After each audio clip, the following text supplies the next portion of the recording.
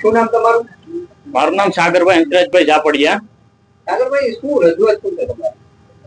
મારી રજૂઆત એવી છે કે મેં આજથી 7 મહિના પહેલા પોલીસ ડિપાર્ટમેન્ટમાંથી મારું સ્વૈચ્છિક રાજીનામું મૂકેલું.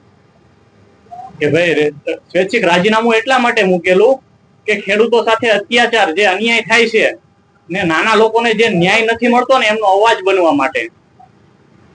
પણ તેમ છતાં 7 મહિના આજે થઈ ગયા તેમ છતાં મારું રાજીનામું મંજૂર નથી થતું.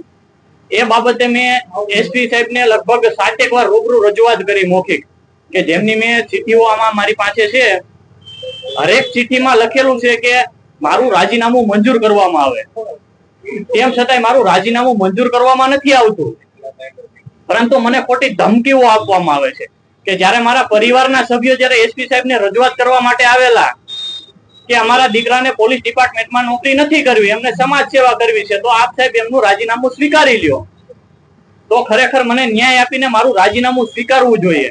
તો મને ન્યાય આપવાને બદલે એસપી સાહેબ દ્વારા મને એવું કહેવામાં આવ્યું, મારા પરિવારને એવું કહેવામાં આવ્યું કે તમારા દીકરાને કયો ચૂપચાપ નોકરી કરે.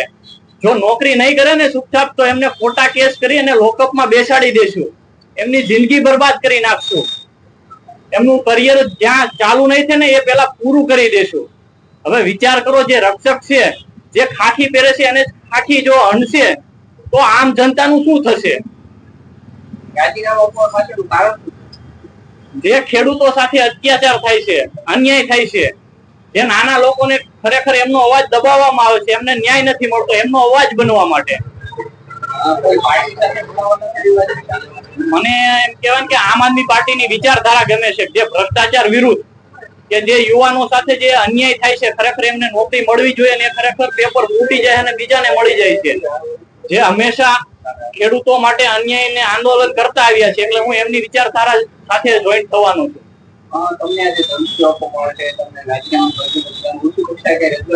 હા, મેં જ્યારે મને ધમકીઓ આપવામાં આવી હતી, મારા પરિવારને જ્યારે ધમકીઓ આપવામાં આવી હતી, ત્યારે મેં રેન્જ આઈજી સાહેબને લેખિત અરજી આપેલી હતી.